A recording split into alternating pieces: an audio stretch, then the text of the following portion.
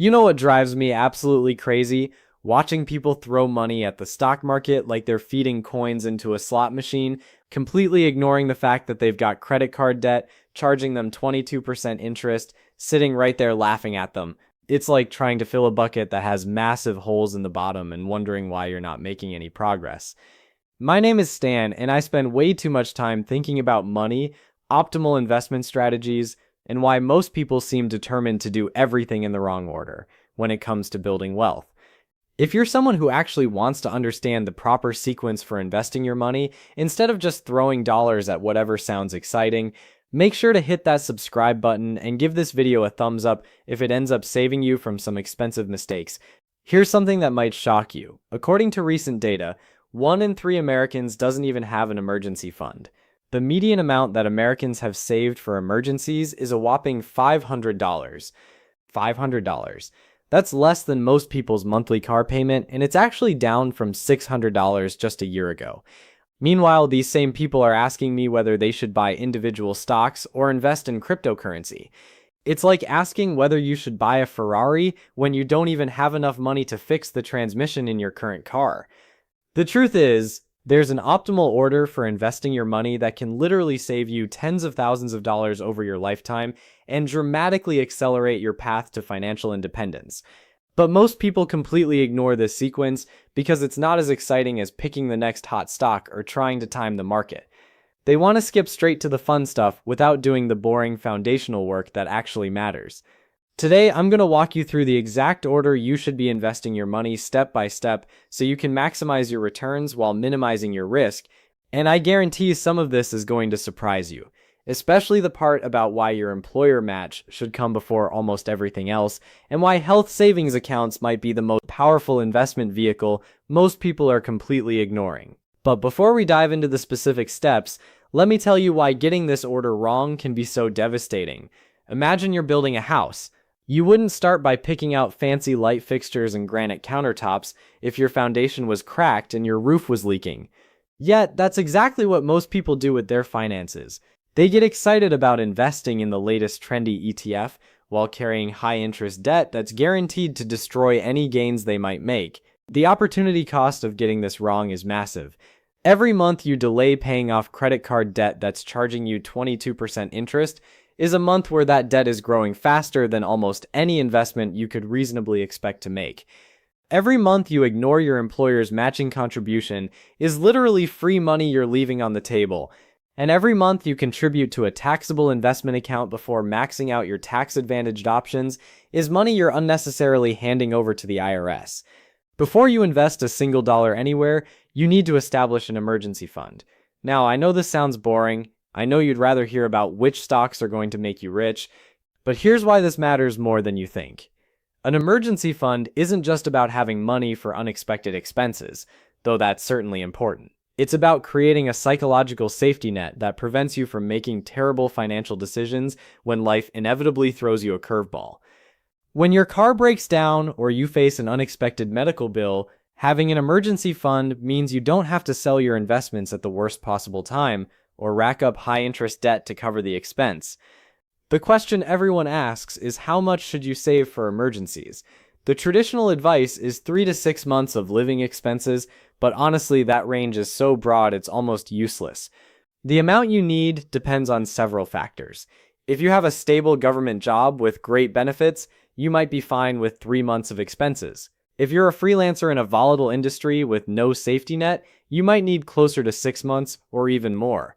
Here's what I recommend for most people. Start by saving your first $1,000 as quickly as possible. This covers most minor emergencies and gives you that psychological safety net. Then work toward 1 month of living expenses. Once you hit that milestone, keep building until you reach 3 months of expenses. This approach breaks down what can feel like an overwhelming goal into manageable chunks. But here's something interesting that most people don't realize. Our recent research from Vanguard found that people with at least $2,000 in emergency savings had financial well-being scores that were 21% higher than those without any emergency fund. That was the largest boost linked to any financial factor they measured. $2,000 isn't life-changing money, but the psychological impact of having that buffer is enormous.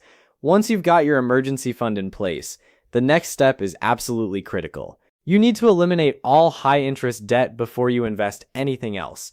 And when I say high-interest debt, I'm talking about anything charging you more than about 8% annually, though the threshold can vary depending on current market conditions. Credit card debt is the obvious villain here. With average interest rates over 22%, credit card debt is financial cancer. It grows faster than almost any reasonable investment return you could expect, which means carrying credit card debt while investing is like trying to run a marathon with a backpack full of rocks. Mathematically, paying off debt with a guaranteed high interest rate provides a guaranteed return equal to that interest rate. If you have $5,000 in credit card debt at 22% interest and you make only minimum payments, you'll pay nearly $2,800 in interest over 5 years. That's money that could have been working for you instead of against you. Every dollar you use to pay down that debt is essentially earning you a guaranteed 22% return. The strategy for paying off debt efficiently is straightforward. List all your debts with their interest rates and minimum payments. Pay the minimums on everything, then throw every extra dollar at the debt with the highest interest rate. This is called the debt avalanche method. Some people prefer the debt snowball method, where you pay off the smallest balances first for psychological motivation, but the avalanche method is more efficient. Here's where it gets interesting though. There's one major exception. If your employer offers matching contributions to your retirement plan, you should contribute enough to get the full match even before you finish paying off high-interest debt. This might seem counterintuitive, but the math is compelling.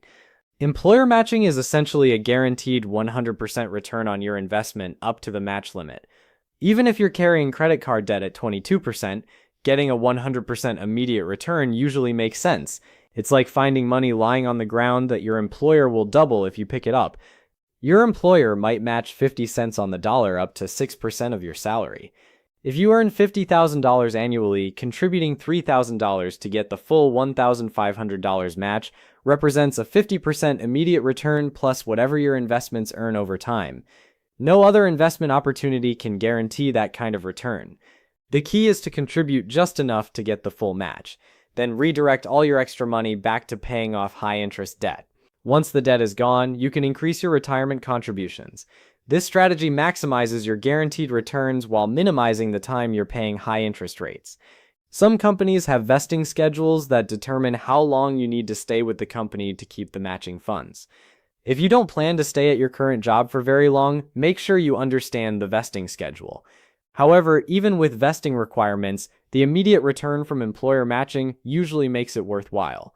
This foundation of an emergency fund, debt elimination, and employer matching creates the bedrock of your financial house. Without these pieces in place, everything else you do with investing is essentially building on quicksand. Once you've got those foundational pieces locked down, we move into what I call the tax optimization zone. And this is where things get really interesting. Most people completely mess this up because they get distracted by shiny objects and skip right to taxable investment accounts when they should be maximizing every tax-advantaged option available to them first. Now, we get to maximizing your individual retirement account, and here's why. This comes before putting more money into your employer's 401k. Your IRA gives you far more control over your investment choices and typically comes with much lower fees. Corporate 401k plans are notorious for offering a limited menu of expensive mutual funds with management fees that can eat into your returns like termites in a wooden house. With an IRA, you can invest in low-cost index funds and ETFs that charge fees of just a few basis points instead of the 1 to 2% fees common in many 401k plans. That might not sound like much, but over decades, those fee differences can cost you tens of thousands of dollars. The difference between keeping your money and slowly feeding it to fund managers who drive nicer cars than you do. For 2025, you can contribute up to $7,000 to an IRA or $8,000 if you're 50 or older. The catch-up contribution is like a participation trophy for getting old, except this one actually helps you retire comfortably. Once you've maxed out your IRA contributions, then you can go back to your employer's 401k and start contributing beyond the match. But here's where the decision gets more complex, and it's something that keeps financial advisors employed and ordinary people confused. You need to choose between traditional and Roth versions of these accounts, and the choice can literally save or cost you thousands in taxes over your lifetime. The choice boils down to a simple question with a complicated answer. The problem is that predicting future tax rates is about as reliable as predicting the weather 3 months from now. Young people starting their careers should probably lean toward Roth. High earners who are hitting their peak income years might benefit more from traditional accounts to reduce their current tax burden. But honestly, if you're not sure, splitting your contributions between both types creates tax diversification and gives you options in retirement. If you happen to have access to a health savings account, this is where things get really exciting because HSAs might be the most underutilized investment vehicle in America. They're like the Swiss Army knife of tax-advantaged accounts, offering not one, not two, but three different tax benefits that make them absolutely incredible for the right people. They offer three different tax benefits. You get a tax deduction for contributions, your money grows tax-free while invested, and here's the kicker, withdrawals for qualified medical expenses are completely tax-free even in retirement. It's the only account that gives you tax benefits on the way in, the way through, and the way out.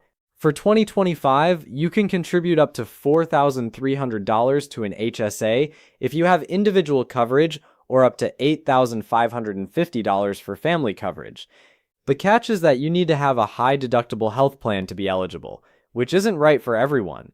If you're young, healthy, and don't have significant medical expenses, an HSA can be one of the most powerful retirement accounts available.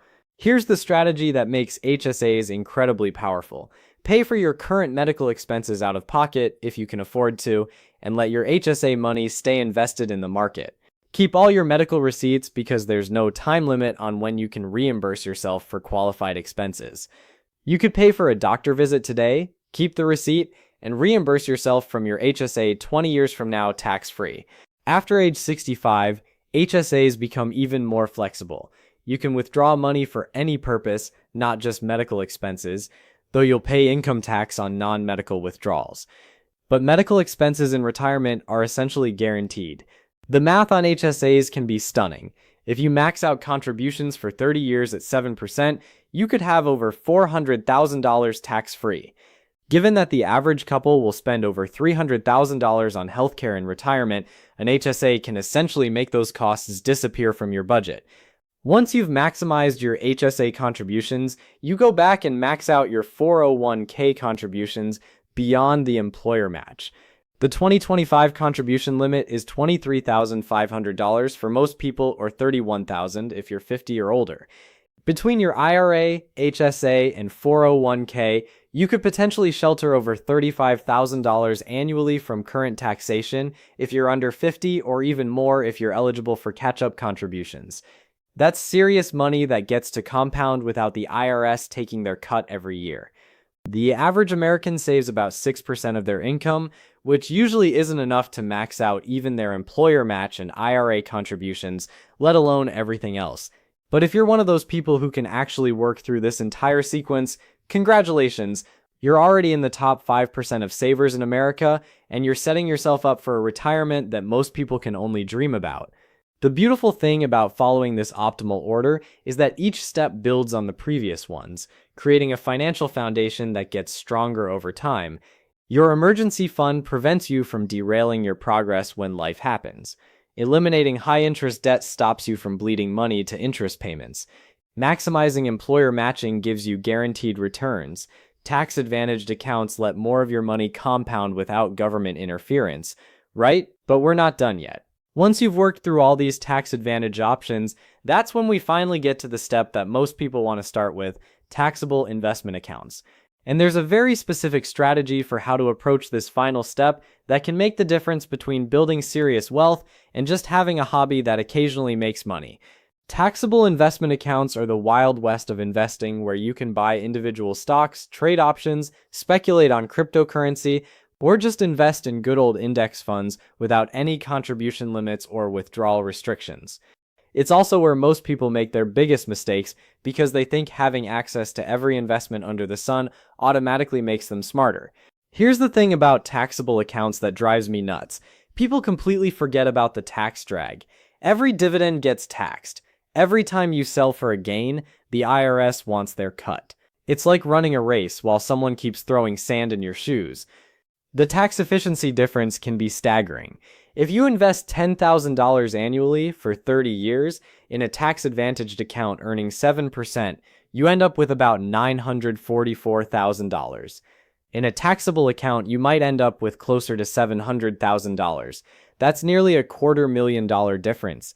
But here's where taxable accounts become valuable once you've maximized everything else. They offer complete flexibility. Need money for a house down payment in 5 years? No problem. Want to retire early before you can access your retirement accounts? Taxable accounts give you the bridge funding you need.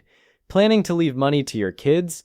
Taxable accounts get a step up in basis when you die, which can eliminate capital gains taxes entirely. So there you have it, the optimal order for investing your money: emergency fund, high interest debt, employer match, IRA, HSA, max out that 401k, then finally taxable accounts. Follow this sequence and you'll be building wealth while everyone else is still trying to pick the next Tesla. Your future self will thank you for doing the boring stuff first.